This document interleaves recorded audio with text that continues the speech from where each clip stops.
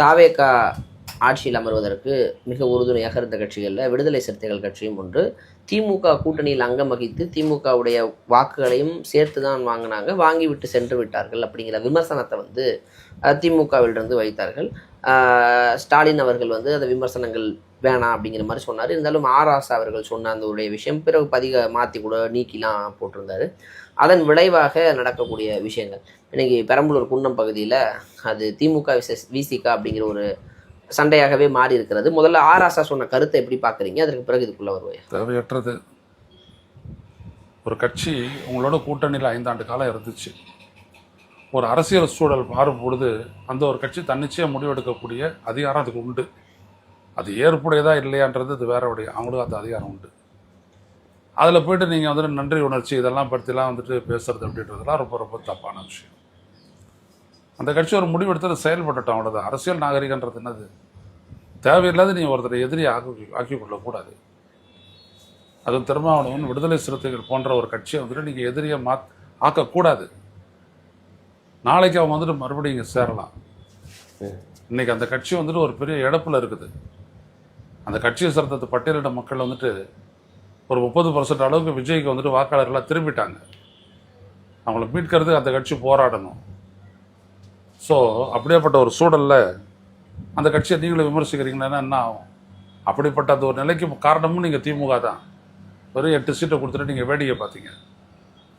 புரியுதுங்களா? எல்லாம் ரொம்ப தப்பு. தமிழ்நாட்டில் 3வது பெரிய கட்சி அதுதான். அதுக்கு இணையான இன்னொரு கட்சி வந்துட்டு பாட்டறிமுகல் கட்சி. அது ஸ்பிரிண்டாக 2ஆக உடஞ்சி போச்சு. அதில் பிள்ளை போய் அதிமுக சேர்றான், அவங்களுக்கு வந்துட்டு 18 சீட்டு கொடுக்குறாங்க. நீங்கள் எவ்வளோ கொடுத்தீங்க அதுக்கு? விடுதலை சிறுத்தைகளுக்கு வெறும் 8 சீட்டு. அப்போ அந்த மக்கள் என்ன நினைப்பாங்க? சுரண்டதுக்கு தான் நம்மளா, பதவி சுகத்தை அனுபவிக்கிறது அவங்களா அப்படின்னு நினைப்பாங்கல்ல. அவ்வளோதானே. இன்னைக்கு பாமக கிட்ட இருக்கக்கூடிய பணம் விடுதலை சிறுத்தைகள் கிட்ட இருக்கா? இல்லைல்ல. அப்போ இதெல்லாம் கொள்கை பூர்வமாக வந்துட்டு திருமாவளவன் நின்னதுனால தானே இந்த இழப்பு. அவர் கொஞ்சம் விட்டு கொடுத்து நின்று இருந்தாருன்னா எப்படியோ போயிருக்கலாமே. பாஜக எதிர்ப்பில் வந்துட்டு உறுதியாக நிற்கக்கூடிய ஒரே கட்சி விடுதலை சிறுத்தைகள் தானே. அப்படியேப்பட்ட ஒரு கட்சியை வந்துட்டு நீங்கள் உதாசீனப்படுத்தி பேசுறது, அப்படி இப்படி அப்படிலாம் பேசுறதெல்லாம் ரொம்ப தப்பு. அவ்வளோ சொல்லக்கூடிய நீங்கள் திருமாவளவன் ஏன் சீஃப் மினிஸ்டர் ப்ரொஜெக்ட் பண்ணீங்க? ஏன் ப்ரொஜெக்ட் பண்ணீங்க? அவர் ஒன்றும் கேட்கல, அவர் அப்படியேப்பட்ட ஆளும் கிடையாது. நீங்கள் ஏன் ப்ரொஜெக்ட் பண்ணீங்க? அப்புறம் அவர் வந்துட்டு அந்தாண்ட போயிட்ட உடனே மந்திரி பதவி எடுத்துக்கிட்டது உங்களுக்கு கடுப்பாக இருக்குது, அவ்வளோதானே. இருந்துட்டு போகிறாரு, அதனால் என்ன பாப்பா என்ன நடக்குதுன்னு அதுக்கே ஒரு விமர்சனம்லாம் வச்சுக்கிட்டு தேவையில்லாத. உங்களுடைய கட்சி இவ்வளோ பெரிய அடிபட்டு இருக்குது, அது எதனாலன்னு யோசிக்கிறதுக்கு உங்களுக்கு திராணி இல்லை, தெம்பு இல்லை. அப்புறம் நீங்கள் எதையோ பேசுகிறீங்க. நான் என்ன வரைக்கும் அனலைஸ் பண்ணிட்டு இருக்கிறேன், எப்படி அந்த திமுக தோத்துச்சு அப்படின்ட்டு. இந்த பாருங்க, இந்த காகிதத்தில் அவ்வளோதான், பாதி அவ்வளோதான். ஒன்றுத்தையும் பரட்டிக்கிட்டு இருக்கிறோம். எப்படி பண்ணான்னு இந்த சூட்சமத்தை எப்படி அரங்கேற்றினான் அப்படின்றத நம்ம பார்த்துட்டு இருக்கிறோம். ஆனால் நீங்கள் ஒத்துக்கிட்டு உங்ககிட்ட ஆட்சி அதிகாரம் கொடுத்துட்டாங்க அப்படி சொல்லிட்டு விஜய் நீங்கள் பேசுகிறீங்க. விஜய் கிட்ட மக்கள் ஆட்சி அதிகாரத்தை கொடுத்துட்டாங்களா? தெரியுமா உங்களுக்கு? EVM பற்றி ஆராசா கூட தான் புத்தகம் கொடுத்துருக்குறோம். என்ன படிச்சிருக்கிறீங்க, என்ன புரிஞ்சுட்டு இருக்கிறீங்க? அடுத்த கட்டமாக வந்துட்டு இந்த வாக்கியதரத்தை ஒழிக்கணும் அப்படின்ற எண்ணம் இல்லாத திருமாவளவனை ஒழிக்க போறீங்க அப்படின்னா அப்புறம் என்ன இருக்குது உங்களுக்கு? அரசியல் தனிமைப்பட்டு போயிட்டு நல்லா இருக்காது. அது ஆராசா அவர்கள் பேசியது முற்றிலும் தவறு அப்படிங்கிற பட்சத்தில் தேவையற்றது, தேவையில்லாத குழப்பங்களை ஏற்படுத்துறது. இப்போ அதற்கு பின்னாக சொல்லுவோம், இப்போ விசிக விசஸ் திமுக மோதல் தவேக கொண்டு சென்றதுக்கு பிறகு சொன்ன வார்த்தைகள் இதனால இன்னைக்கு பெரம்பலூர் குன்னம் பகுதியில் ஒரு சின்ன ஒரு போராட்டங்களை மாதிரியாக ஒரு மனிதரியாக மாறியது. இப்போ இதை எப்படி புரிஞ்சுக்கிறது? இது பின்னணியில் தான் பாஜக இருக்கிறதா? இதைதான் பாஜக விரும்புறா இல்ல இதைதான் பாஜக விரும்புறாங்களா? ஒருவேளை ஏன்னா தலித் கிறிஸ்டின்ஸ் அண்ட் முஸ்லிம்ஸ் ஓட்ட திமுக இருந்து பிரிக்கணும்னு நினைச்ச எண்ணத்தில் ஒண்ணு நிறைவேறிடுச்சா? மூணுமே நிறைவேறி இருக்கு. 30% ஓட்டு அந்தாண்ட போயிருக்குல்ல. எனக்கு வந்துட்டு அந்த ஜான் ஆரோக்கியசாமி சொன்னது கிட்டத்தட்ட 3 ஆஸ்பெக்ட்லயும் அவங்க ஜெயிச்சிருக்கிறாங்கன்னு தான் அர்த்தம். இந்த வாக்கை வச்சு சொல்றேன் நான். வாக்கு விழுந்துச்சா இல்லையான்றது அப்புறம். கிறிஸ்டியன் முஸ்லிம் பட்டியலினத்தார் ஓட்டு 30% அவங்களுக்கு போயிடுச்சு, நல்லா தெரியும். பூத்து தெரியும் எனக்கு, போச்சு. கிறிஸ்டியன் ஓட்டு 100% அவங்ககிட்ட போயிடுச்சு. முஸ்லீம்களுடைய ஓட்டு 40% அவங்கள்ட்ட போயிடுச்சு. இதான் உண்மை. அவங்க டார்கெட் பண்ண ஓட்டு போயிடுச்சு. இதுதானே பாஜக விரும்புச்சு, திமுக இருந்து பிரிக்க வேண்டிய அங்கங்கள்லாம். ஆமாம், திமுக காலி ஆயிடுச்சு இல்லை, அது இல்லாத அவன் வேலை செஞ்சுருவான்ல. இது மட்டுமே இல்லை, ரசிகர் மன்ற ஓட்டு இதுக்கப்புறம் அவன் வேலை செஞ்சுருக்கிறான்ல. திமுகவுக்கு எதிராக திமுக என்னைக்கு இங்கே 14 சீட்டு இழந்திருக்குது மெட்ராஸில். திருவள்ளூர், காஞ்சிபுரம், செங்கல்பட்டு ஒரு சீட்டு கூட இல்லாத எப்போ தோத்துருக்குது. இப்போ இந்த 37 சீட் இருக்குதா, இதை திமுக அடிச்சிருந்ததுன்னு வச்சுக்கோங்க, பேலன்ஸே மாறிடுது இல்லை. 73 + 37 110 ஆகி போச்சா. அதுக்கு எந்தாண்ட போட்டதோடு தானே இவங்க 107 ஆகிறாங்க. புரியுதா? க்ளீன் பண்ணிட்டாங்க. இதே மாதிரி மதுரை ரீஜன் ஒரு கிளஸ்டர் மேப் எடுத்து பாருங்க தெரியும். இப்படி தான் அவங்க அடிச்சிருக்கிறாங்க. அப்படியே கிளஸ்டராக போட்டு அடிச்சிருக்கிறாங்க. அதனால தான் இவிஎம்ன்றாங்க. விஜய் அலையா இருந்ததுன்னா அது டெல்டாலையும் விழுந்திருக்கும், செங்கல்பட்டு, தாம்பரம் இங்கே மாதிரி இடத்துலையும் விழுந்திருக்கும், தர்மபுரிலேயே விழுந்திருக்கணும், தென்காசிலேயே விழுந்திருக்கணும், எல்லா இடத்துலையும் விழுந்திருக்கணும், பாண்டிச்சேரிலேயே விழுந்திருக்கணும். அப்போ இது அது கிடையாது. ஆனால் இதை பற்றியெல்லாம் யோசிக்கணும். நீங்கள் இதை யோசிக்க திருமாவளவன் இது பாய்த்து என்ன இருக்குது? அவர் தான் இழந்துட்டு நிற்கிறாரு. ஒரு நேரத்தில் திருமாவளவன் சொன்னால் விடுதலை சிறுத்தைகள் எல்லாம் கேட்டாங்க. இன்றைக்கி விடுதலை சிறுத்தைகளுடைய ரேங்க் அண்ட் ஃபைல் சொல்கிறது திருமாவளவன் கேட்க வேண்டிய கட்டாயத்தில் வந்துட்டார். அவர் என்ன பண்ண முடியும்? நீங்களும் ஒரு காரணன்றது மறந்துடாதீங்க. சரி, இப்போ திமுக தோல்விக்கான காரணங்களை ஆராயாம இப்படி ஒரு விஷயத்தை தூண்டுறதன் மூலமா பாஜக நினைத்தது மேலும் மேலும் நடந்துகிட்டு இருக்கு அப்படி எடுத்துக்கிறது. எல்லாருமே பிரிச்சு விட்டாங்கன்னா அப்புறம் பாஜக நினைச்சது நடக்காதா? இப்போ பாஜக வந்துட்டு அப்புறம் கைப்புள்ள மாதிரி பயன்படுத்தலாமே, விஜய அல்வா மாதிரி பயன்படுத்தலாமே. அங்கேருந்து ஒரு 5 அதிகாரி வருவாங்க, இங்கே வந்துட்டாங்க, இவங்களேருந்து அந்த பொசிஷனில் போட அப்படின்னோம்னா, இவங்க சொன்னதை செய்ய அப்படின்னோம்னா, விஜய் செஞ்சு கொடுத்துட்டாருன்னா மேட்டர் முடிஞ்சு போச்சுல. தமிழ்நாடு சீஃப் செக்ரட்டரி எல்லாம் வர வேணாம், ஒரு துறை ரீதியான செயல்கள் வந்துட்டாங்கன்னு வச்சுக்கோங்க. ஆளுநர் மாளிகை அதே மாதிரி ஒரு 2 பேர் வருவாங்க. வந்துட்டு இந்த 7 பேர் சேர்ந்து தமிழ்நாட்டுடைய தலையெடுத்தையும் மாற்றிடுவாங்க தானே பிராமணிசம். உச்சாணி கொம்பல் எடுத்துட்டு குடிமை பிடிச்சி ஆட்டுறது தானே. ஆட்டிட்டானுங்கன்னு என்ன பண்ண முடியும் உங்களால்? அப்போ எங்கே நீங்கள் எக்யூப் ஆகணுன்றதை பாருங்கள். விஜய் எக்யூப் ஆக முடியாது, ஏன்னா அரசியல் அனுபவமே கிடையாது, புரிதல் தெளிதல் எதுவுமே கிடையாது. போச்சு. நீங்களாவது நீங்கள் வேற எங்கேயோ போகிறீங்க திமுக. சரி, இப்போ இது ஒரு சம்பவம் நடந்திருக்குங்கய்யா, இது எப்படி புரிஞ்சுக்கிறது? இப்போ எதிர்வரும் காலங்களில் இந்த மனநிலை தான். இப்போ ஏன்னா காங்கிரஸ் வெளியேறியா, ஸ்டாலின் ஐயா முன்னாள் முதலமைச்சர் உடனே ஒரு அறிக்கை ஒன்றத்தை கொடுக்கணும், இப்படியெல்லாம் வேணாம், இது மோசமான சகோதர யுத்தம், இப்படியெல்லாம் செய்யாதீங்க அப்படின்னு சொல்லிட்டு ஒன்று கொடுத்து, இப்படி நடக்கிறத நான் விரும்பலை, மிக மிக தவறானது அப்படின்னு சொல்லி ஒரு அறிக்கை கொடுத்தாருன்னா நல்லதுன்னு நான் நினைக்கிறேன்.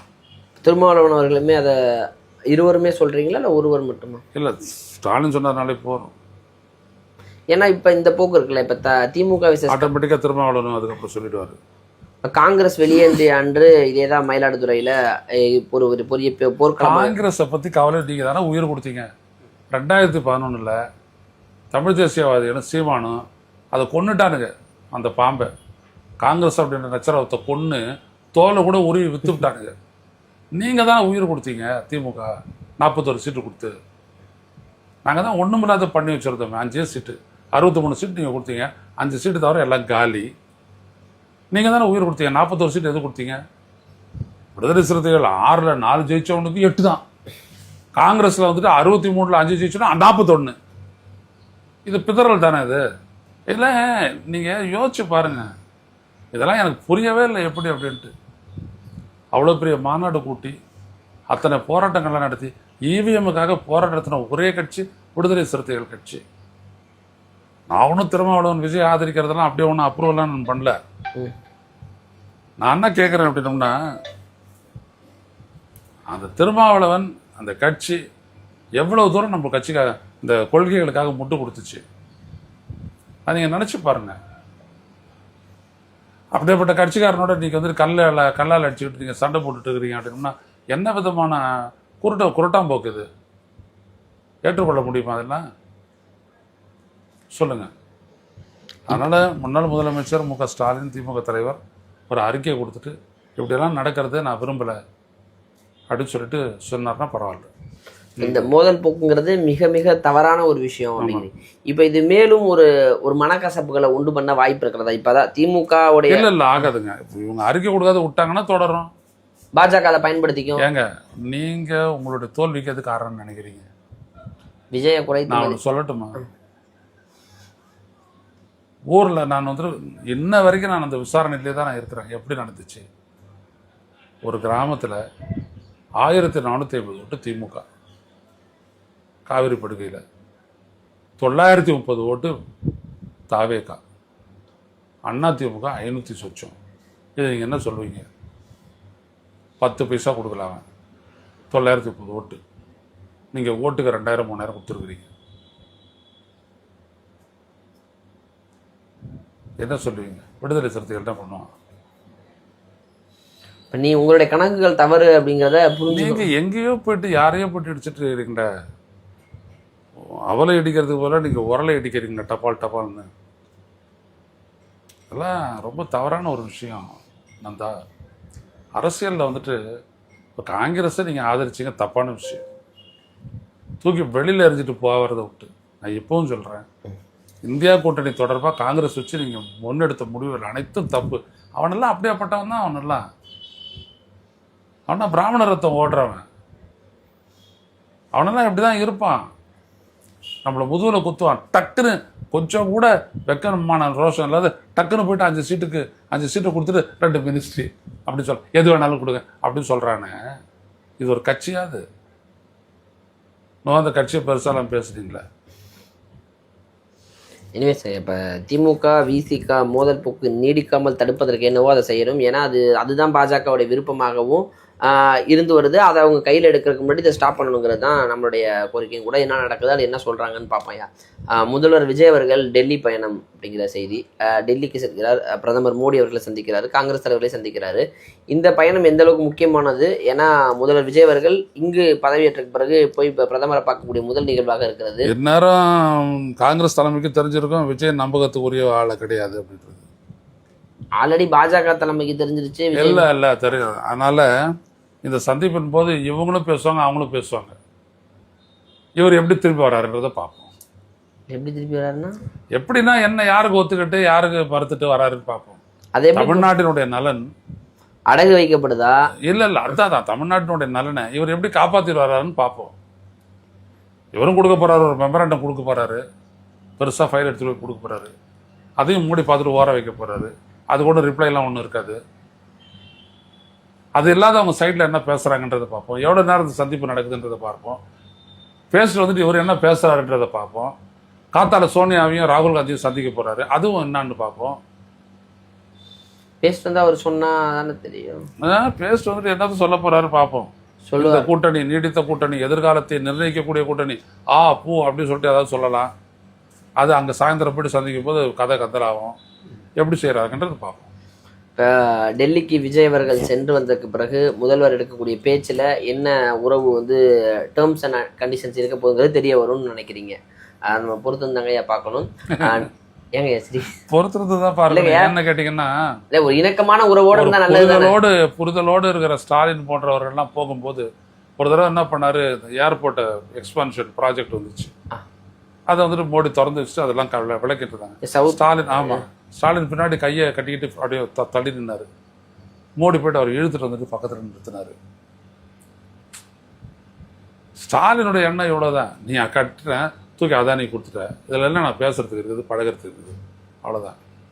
ஸ்டாலின் தான் முதலமைச்சர் வந்த உடனே இங்கே மோடி வந்தபோது நாங்கள் கொடுக்குற வரி இவ்வளவு, எங்களுக்கு கிடைக்கிற பகிர்வு இவ்வளவு அப்படின்னு சொல்லிட்டு அந்த துரோகத்தை மோடியை வச்சுக்கிட்டே பேசுகிற ஒரே முதலமைச்சர் அவர் தான்.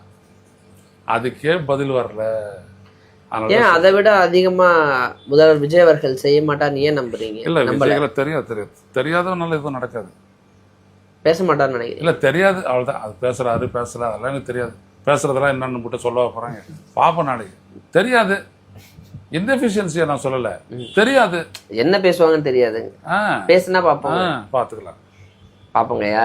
அடுத்தவங்க சொல்ல போகிற முடிவுகளில் ஒன்றிய அரசோடு எந்த அளவுக்கு இணக்கமாக இருக்க போகிறாங்க, கச்சத்தீவு பற்றிலாம் பேசியிருக்கிறாங்க, என்னெல்லாம் நடவடிக்கை எடுக்க போகிறாங்கிறத பொறுத்து பார்ப்போம். நேரம் கொடுத்ததுக்கு நன்றி ஐயா.